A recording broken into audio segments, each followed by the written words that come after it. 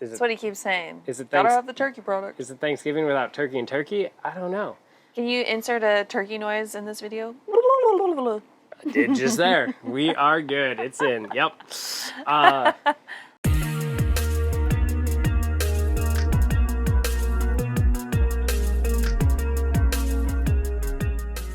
Welcome to another episode of Power of Bourbon. It's a special one.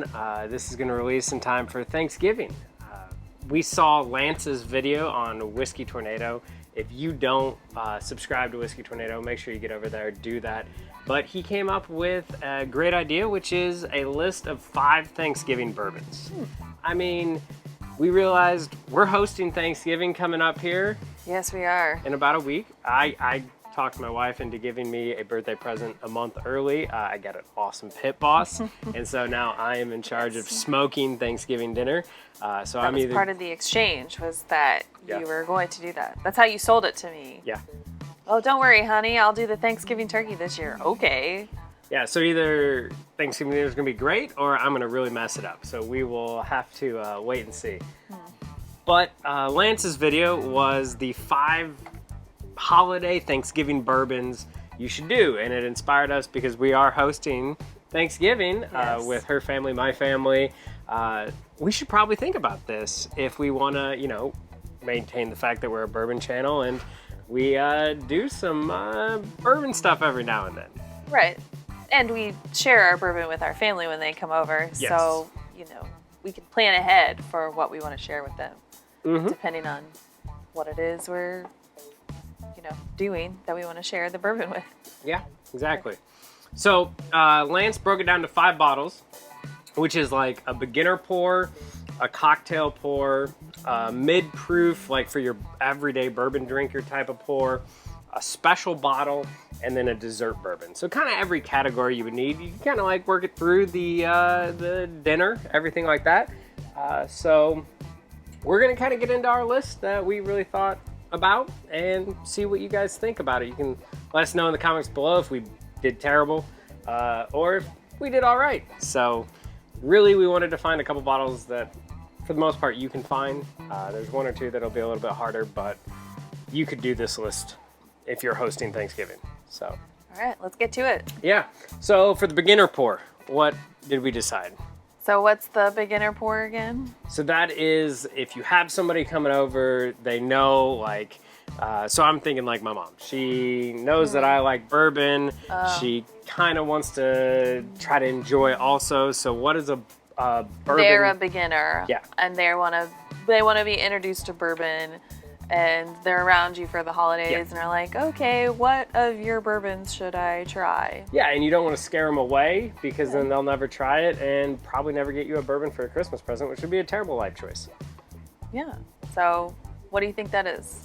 Like, there's a lot of ways you can go, but there's like, I feel like one right answer. Brian, I know 3 months from now you'll watch it and you'll agree, but that is Old Forester 1910. I mean, it's great, it's sweet, it's got toasted notes, it's all this wonderful stuff.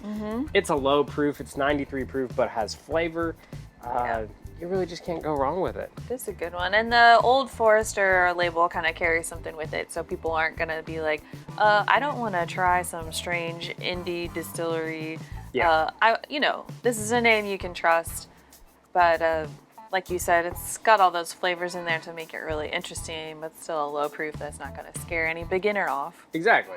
And it's got enough flavor and depthness to it that somebody who's trying to understand why in the world you would have 200 bottles of bourbon on your wall can start to understand it and appreciate like all the nuances and different flavors that you would get in a bottle of bourbon. So I think Old Fo 1910 is that great intro bourbon. Excellent. So what's next on the list? So the next one is our cocktail pour. So a bourbon that you are willing to put in cocktails and share with guests. So really this needs to be readily available, relatively cheap, but still good because, as Heather loves to point out, you put cruddy whiskey in a cocktail, it's going to be a cruddy cocktail. Correct. So I'll take this one because I've been making quite a few cocktails lately. So when I think of winter, I'm making more warmer drinks, and like with my hot toddies, or even the other day I did hot cider with bourbon splashed in it. And I keep reaching for the Maker's Mark, just a regular Maker's Mark. It's a good one to make in cocktails. It's good for mixing in basically anything you want, but especially those fall and winter drinks. Yeah. And it's readily available. It's inexpensive. Well, yeah. It's good on its own. So you might have family members that just love Maker's Mark, but it's still good, and it definitely adds those flavors to a cocktail. And maybe when you're cooking, you're doing something that needs some bourbon in it, like stuffing or something like that. This is a great one to cook with too. That is true. And you're not going to feel bad about putting that in there. Right. Unlike when she puts my Four Roses barrel strength in a cocktail, then I just shed a slight tear. I don't do that. Every once in a while. I put her Booker's in a cocktail then. Yeah. An eye for an eye, I guess? Yep. That's secret to a happy and successful marriage.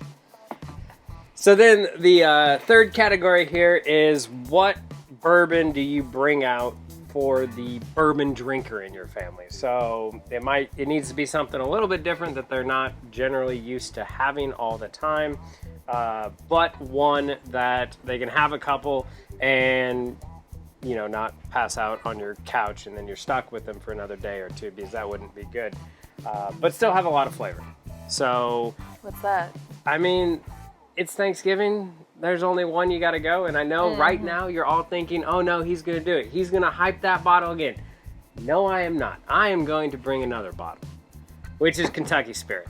I'm not going to say the other turkey product that is amazing and really good and you could have. This is a different one. So Kentucky Spirit is a lower proof single barrel from Wild Turkey. I mean, it's Thanksgiving. You got to have a turkey product. Like, that's what he keeps saying. Is it gotta have the turkey product? Is it Thanksgiving without turkey and turkey? I don't know. Can you insert a turkey noise in this video? I did just there. We are good. It's in. Yep. So this is a great one. A lot of people pass this up, don't have it. It's a single barrel, so you can get it from local liquor stores that you really like, everything like that. All the great stuff of a single barrel. You just can't go wrong with Kentucky Spirit. This is my first ever Kentucky Spirit. As you see, I've only drank a little bit, and it's delicious. I will have to keep going. So. Okay. All right. So next. The fourth bottle is, what is that special bottle? So you have a bourbon drinker, you have a friend that likes bourbon, you want to bring over that special bottle for the night to kind of top off the night.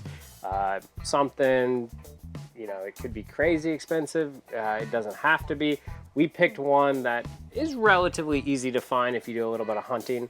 Can I announce this one? Yes. Okay. So wait for it, y'all. I think the special bourbon you should share is any Booker's. There you go. And we have our Bardstown Booker's batch, but really you could share anyone. I mean, it's one that, again, like he said, is readily available, but it's not one that necessarily people have or, have like readily stocked. And so it's recognizable, so that bourbon drinker's gonna know that it's special and it's good. And even if you're cracking open somebody else's bottle and you have it at home, like, it's theirs that you're having a sip of, and you're like, okay, I'll enjoy that with you. Yeah, there's a good chance that if you've got family or friends that like bourbon, they probably have passed on this bottle because it is becoming more expensive and slightly harder to get. So if you have a Booker's, you can open it because somebody's probably always been a little interested. Like, is it good? Everything like that. So just share it. And, you also have great Patreon members like Ed that just buy 6 Booker's every time it comes out because they know it's going to be good. So I know. Great minds think alike. Yep. So you can't go wrong sharing Booker's for that special pour. It's also higher proof, so you're not going to drink a ton of it, but you're definitely going to share it. So. Yep. Okay. Right. What's left? I mean, it wouldn't be a holiday. It would not be Thanksgiving without dessert. Very true. So you have to have a dessert bourbon that goes with dessert. Mm-hmm. So this is probably, out of all our bottles, the hardest bottle to find. And that's just because it is from a craft distiller, local to the Louisville area, but this is a dessert bourbon. Like, you just can't go wrong. I'm not going to go the Midwinter Night Drum route because that's become impossible to find. But that is a good one. That one just screams Christmas. But what we're going to go with is Starlight finished in honey barrels. So Starlight is out of Indiana. It is a small craft distillery, and they do some amazing products, and they do some amazing finished products. And this one is finished in honey barrels. It was a $60 bottle, whereas the Bella Mead honey cask is a $220 bottle. So yeah, I don't feel bad drinking this at all, and sharing it with friends and family. So. Yes, and it is kind of like just liquid honey that you're drinking. It's super delicious. It is. And it's just good for Thanksgiving. You know, you could probably find other bourbons that have the hints of chocolate in there. So this is kind of that nice, like pretty sweet, not overpoweringly sweet, but like the honey sweet deliciousness. That's always good with Thanksgiving, which isn't always a chocolate dessert, but your pumpkin pie and you know, whatever else, apple pie, you know, a lot of your fruit pies. This could go with that really well. Yeah. So that is our list of bottles to look out for if you're going to host Thanksgiving or any of the other holidays. Definitely, as always, share the bourbon with friends and family. If nothing else, make them a good cocktail. Like, everybody can appreciate a good cocktail. Just don't go strong with the bourbon because not everybody likes it as much as we do. But you just slowly work them into it, and then they understand your crazy hobby and passion. So, yes. Hope you guys have a happy holidays and a great Thanksgiving. We'll see you on the other side. So once again, thanks for watching, and we'll see you next time. See ya.